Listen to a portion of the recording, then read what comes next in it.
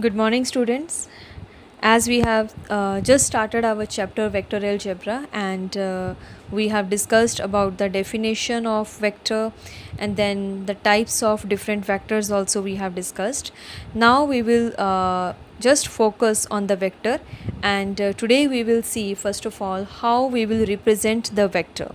Okay, so for that, first of all, if I just take my three-dimensional 3D system, okay, and if I just mark it as, let us say this is z axis, and let it be y axis and x axis. Okay, this is our origin O with the coordinates 0 0 and 0, right? And here I have any point P with the coordinates x, y and z. This is any arbitrary point P that we have taken in our 3D system. Now I have to write down this point P is given, and we as we discussed, if I want to write down the position vector of this point P, the position vector we will take it along with the origin O. So if I just put the arrow and this is our O, so we can write down the position vector of point P with the coordinates x, y, z, that is represented by OP. This is only OP. Now what about these given coordinates? How will I write down the vector in the terms of these coordinates x, y, z and so on? So for that, what I am going to discuss here, if I just take 3 points here on our x-axis, y-axis and z-axis at the distance of 1 unit from the origin, right? So if I mark here, let it be A point, and the coordinates will be then 1 0 0. B point is also at the distance 1 unit, so let it be B. So the coordinates of B will be 0 1 0, and let us mark here there is another point C with the coordinates 0 0 and 1. Why 1 0 0 0 1 0 0 0 1? As it is lying on x axis, so x coordinate will be 1, y and z will be 0. Similarly for B point and C point, and all these A, B, C points are at the distance of 1 unit from the origin. Okay, now OA, if I say A and I am joining with O, so OA will be called the position vector of corresponding to the point A. OB will be the position vector of point B with respect to O, and OC will become position vector of point C with respect to O. Now what is the magnitude of OA, OB and OC? What is the magnitude? The magnitude of all these three vectors is 1, right? So I am writing here, so the magnitude of OA vector, this is 1. The magnitude of OB vector, this is also 1. And the magnitude of OC vector also 1.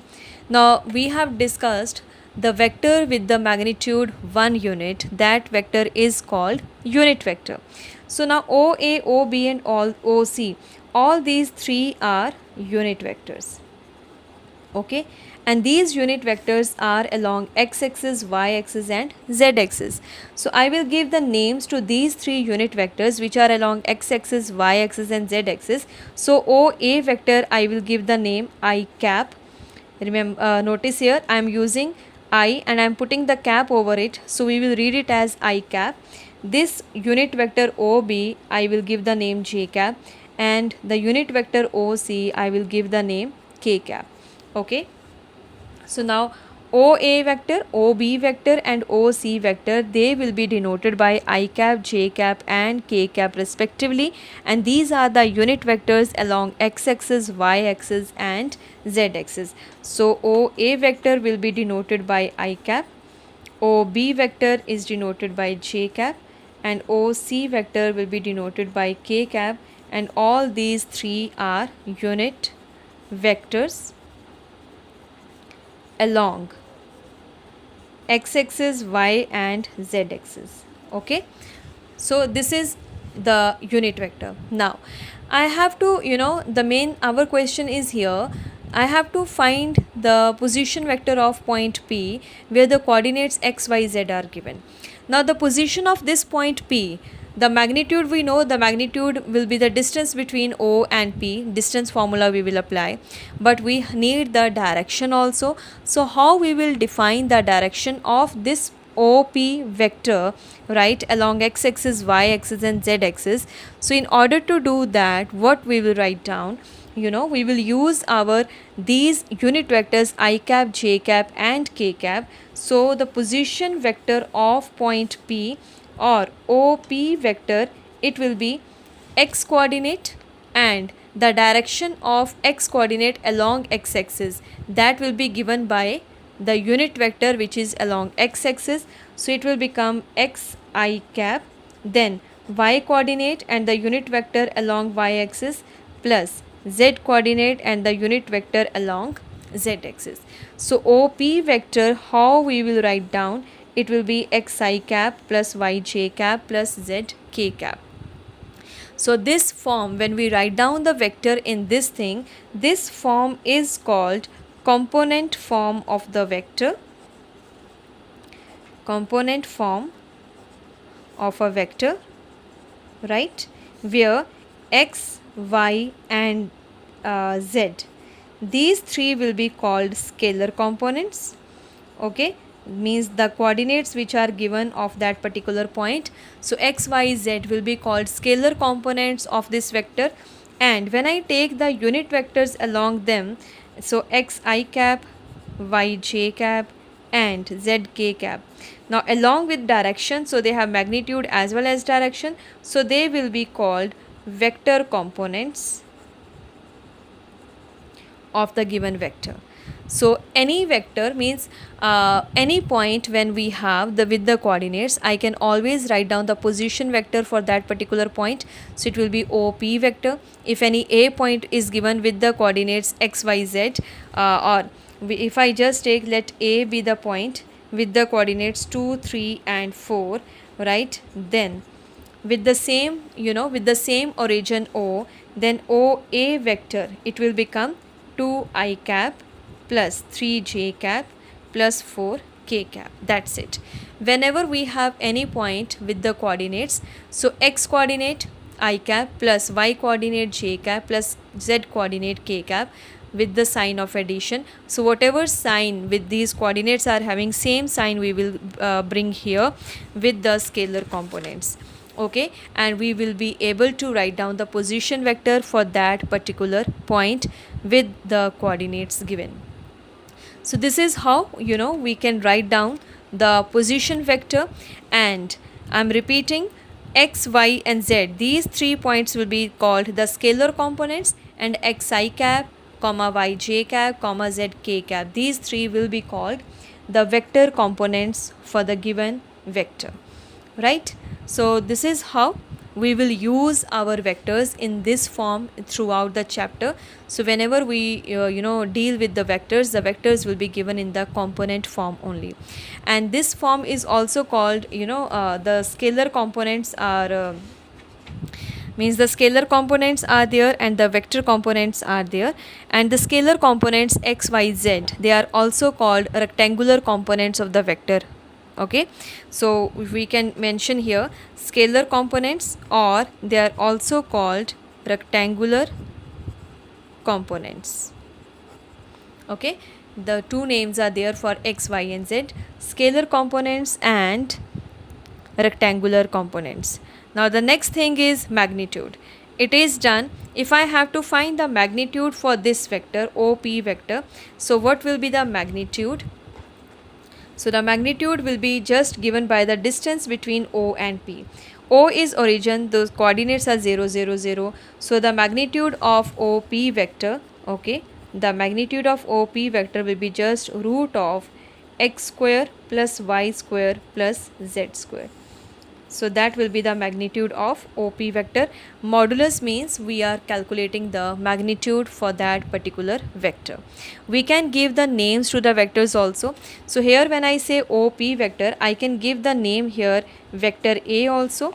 So this will be then vector A magnitude, and OP vector here also I can say this is A vector, right? So now let us see we will discuss few things that what we can do with the vectors. So the very first thing that we will discuss is addition of vectors, how two vectors can be added, right? So for that, when we have to add the vectors, we have two laws here actually. So we will discuss first of all addition of vectors or vector addition, one and the same thing. So the first law that we have is the triangle law of vector addition. Triangle law of vector addition. Now what the triangle law of vector addition says, if I have two vectors, vector A and vector B, such that, if I have, let me say this is the vector A given, okay. Now the initial point of one vector, if it coincides with the terminal point of the other vector, that means B vector is like this. Now the initial point of B vector is coinciding with the terminal point of A vector. So if I say this is O, this is A and this is B, then OA vector, okay, OA vector is, I am using small a vector, and the next is AB vector, this is B vector here. Then the sum of these two vectors will be given by the third side of the triangle in the opposite direction. Then it will not be OA plus AB will not be equals to BO, it will be equals to OB only. So OA vector plus AB vector will be equals to OB vector, right? I am repeating, the terminal point, the initial point of second vector is coinciding with the terminal point of first vector. That means they are representing the two sides of the triangle, okay. And then the sum of these two vectors will be given by the third side of triangle taken in opposite order, right? But what will happen if I take in the same order? So I can say OA vector plus AB vector, right? If I just take it to this side, minus OB vector equals to 0. It means OA vector plus AB vector plus BO vector, this will become 0. 0 means 0 vector only. So here 0 will also be a vector only. So I can say 0 vector. Either you put the vector sign or you don't write down, it is okay. Why it has happened this way? We have discussed, if OB is the vector, then the negative of OB will be, just interchange the place of initial and final position, it will become plus BO. So OA plus AB plus BO, that means OA plus AB plus BO. If I take the sides in the order only, then the sum of the vectors, it will become equal to 0. This is important result. But when it comes to the practice, that means when we are given the vectors and we have to just add the vectors, we will not look on to like are they representing the sides of the triangle or what. We will just add the vectors, and that also I will show you how we will do that. But here it is important to understand the laws. So the first law is the triangle law of vector addition, and we have the second law, it is parallelogram law of vector addition. Parallelogram law of vector addition. Now what this law says, if two vectors, if two given vectors can be represented by the sides, adjacent sides of the parallelogram. Now I have adjacent sides of the parallelogram. It means they have the same initial point, okay. They have the same initial point, OA vector and OB vector. They are representing the adjacent sides of the parallelogram. Then if I just extend it like this, complete the parallelogram, okay. So OA, let it be C then. Then the sum of these two vectors, A vector and B vector, will be given by the diagonal of the parallelogram. So this is C vector. So by the law of, means by this parallelogram law of vector addition, vector A plus vector B will be equals to vector C, where vector C is the diagonal of the parallelogram. when we are getting it, if the two vectors are represented as the adjacent sides of the parallelogram, right, then the resultant vector, when we use the word resultant vector, that means the sum of these two vectors, then the resultant vector will be given by the diagonal of the parallelogram. Okay, so this is called parallelogram law of vector addition. So in other words, if I say OA vector plus OB vector, this will be equals to OC vector, right? So this is our parallelogram law of vector addition. These are the two laws which help us to add the vectors, but as I told you, when we just do the addition, we will be just adding the vectors in easy way. Okay, so this is all about two laws of vector addition: triangle law of vector addition and parallelogram law of vector addition. Now we have the few properties of vector addition. What are these properties? Let us discuss. So the properties of vector addition, the very first thing, vector addition is commutative. Okay, commutative means vector A plus vector B will be equals to vector B plus vector A. And the second property is that vector addition is associative. Okay, what does it mean? Vector A plus vector B, and then if I add third vector C, this will be equals to vector A plus this. That means if I just change the order of addition of three vectors, then also resultant will be same. So vector addition is commutative. Second thing, vector addition is associative. These are the two properties of vector addition. And now the next thing that we will be discussing here, if I multiply any vector by a scalar component, not vector multiplication, that we will discuss later. So if I just multiply or multiplication of a vector by a scalar. Okay, so here if we have any vector A, we are having one scalar k, this is non-zero scalar. Okay, k is any non-zero scalar. So if I have a vector, any vector is given, k is a scalar, then we can easily multiply k into vector A, right? So k into vector A, how, let me show you. If I have, let vector A is equals to let us say x1 I cap plus y1 j cap plus z1 k cap, right? Then k times A vector, this will be equals to k x1 I cap plus k y1 j cap plus k z1 k cap. And when I take the magnitude of k times A vector, this will be equals to k times vector A magnitude. So that k will just come outside and that k will be positive only. Okay, so here this is about scalar multiplication of the vector or multiplication of a vector by a scalar. It's one and the same thing, right?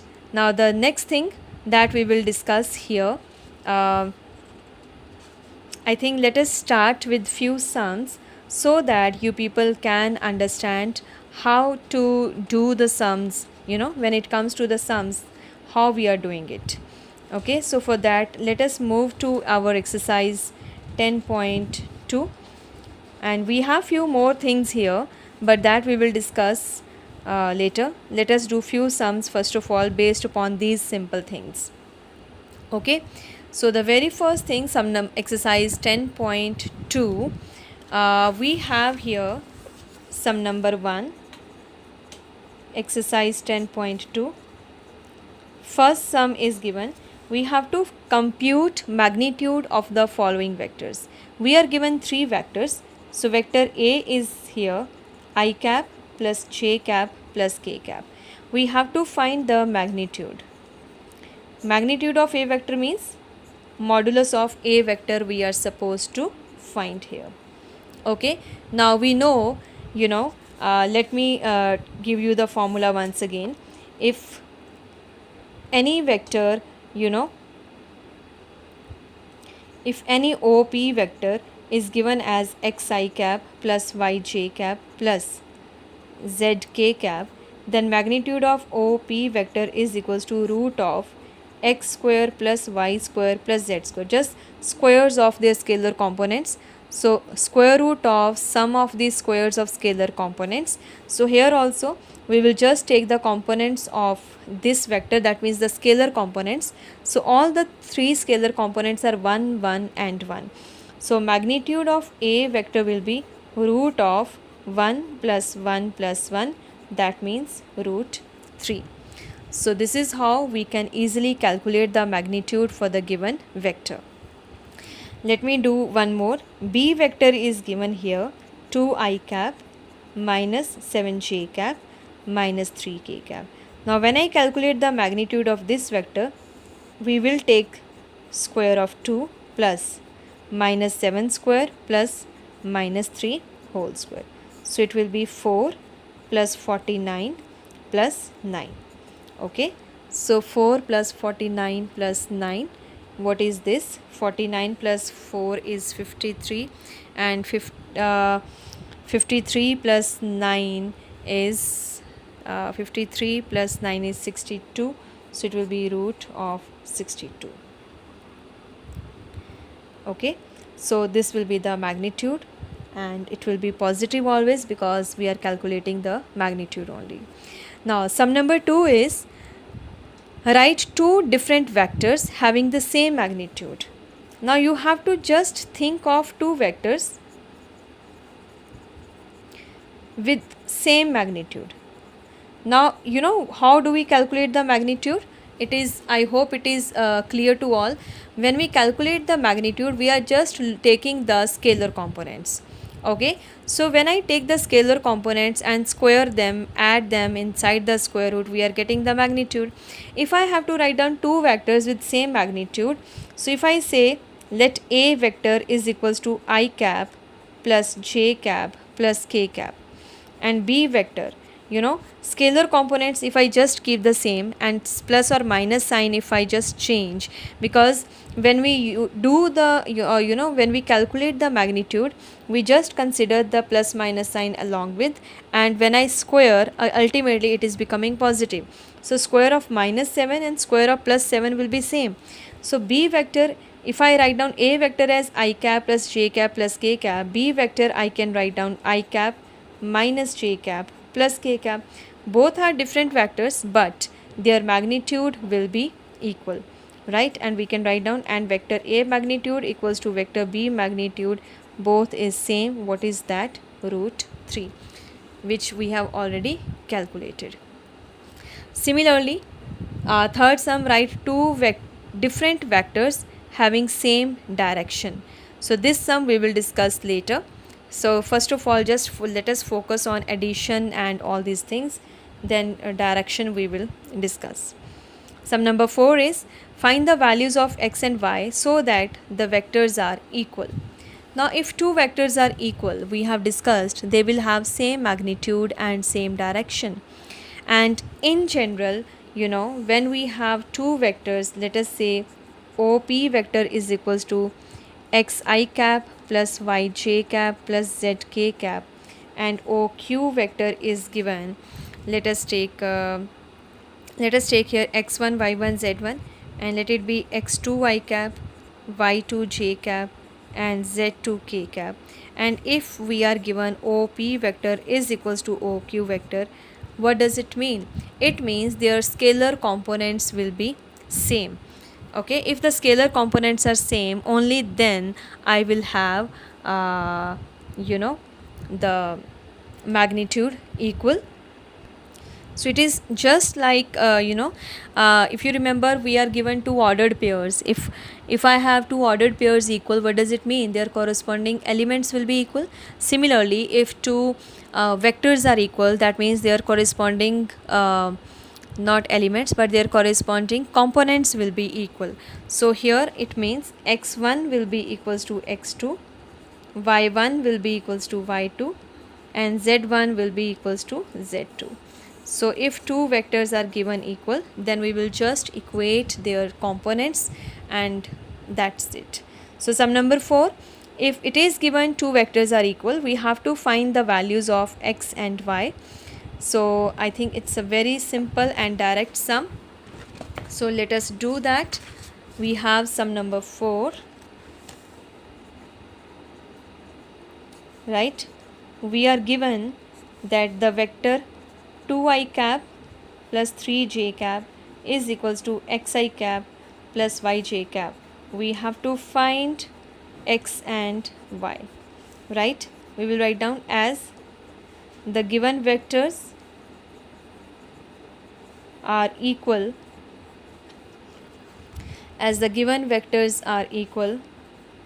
so their corresponding components will also be equal, right? Which implies the value of x will be 2 and the value of y will be 3. That's it. Okay, so this was sum number 4. Now sum number 5 is we have to find the scalar and vector components of the vector with initial point 2 1 and terminal point -5, 7. Okay, so this is about vector joining 2 points. Okay, we will come to this sum soon. Before that, let us discuss sum number 6. Sum number 6 is you have to find the sum of 3 vectors. 3 vectors are given. When you find the sum of the vectors, we will just add the corresponding components. X component of one vector will get added to the x component of other vector.